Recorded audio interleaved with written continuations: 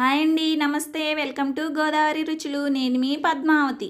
నా video first time చూసేవాళ్ళు subscribe చేయండి, అలాగే లైక్ చేయండి. పక్కనే ఉన్న బెల్ సింబల్ని టచ్ చేస్తే నేను చేసే ప్రతి వీడియో మీకు నోటిఫికేషన్ రూపంలో వస్తుంది. ఈరోజు నేను వీడియోలో సింపుల్గా వామాకుతో చారు ఎలా చేయాలో చేసి చూపిస్తాను. చాలా తక్కువ ఇంగ్రీడియంట్స్తోనే తక్కువ టైంలో చాలా సులభంగా తయారు చేసుకోవచ్చు.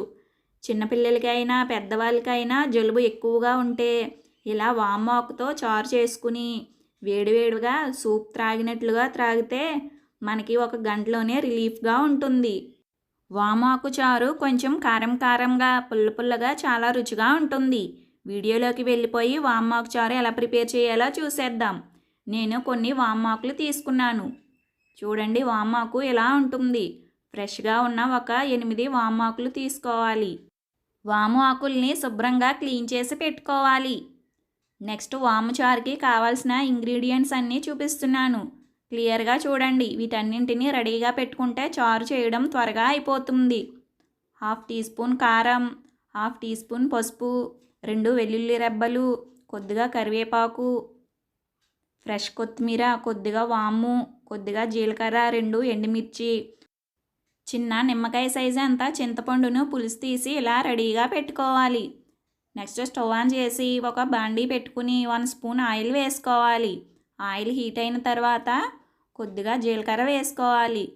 వెల్లుల్లి రెబ్బలు కూడా దంచి వేయండి, అప్పుడు ఫ్లేవర్ బయటికి వస్తుంది. చూడండి, కొద్దిగా కరివేపాకు, ఎండుమిర్చి కూడా కట్ చేసి వేసేసి పోపు వేగిన తర్వాత మన వామాకులు కూడా ఇలా తుంచి వేయాలి.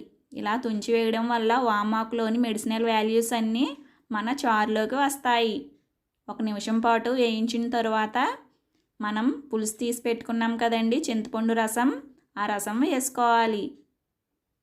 చింతపండు రసం వేసేసిన తర్వాత కొద్దిగా కొత్తిమీర వేసేసి వాము కూడా వేసుకోవాలి.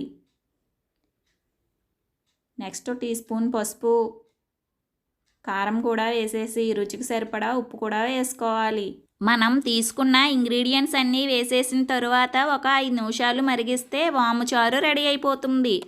వాము మనం తిన్న ఆహారాన్ని త్వరగా డైజెస్ట్ చేయడానికి చాలా హెల్ప్ చేస్తుంది.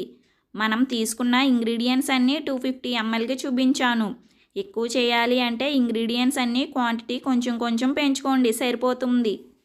ఒకసారి మీరు కూడా జలుబు చేసినప్పుడు వాము చారు చేసి ట్రై చేసి చూడండి. రిజల్ట్ ఎలా ఉందో నాకు కామెంట్ రూపంలో తెలియచేయండి.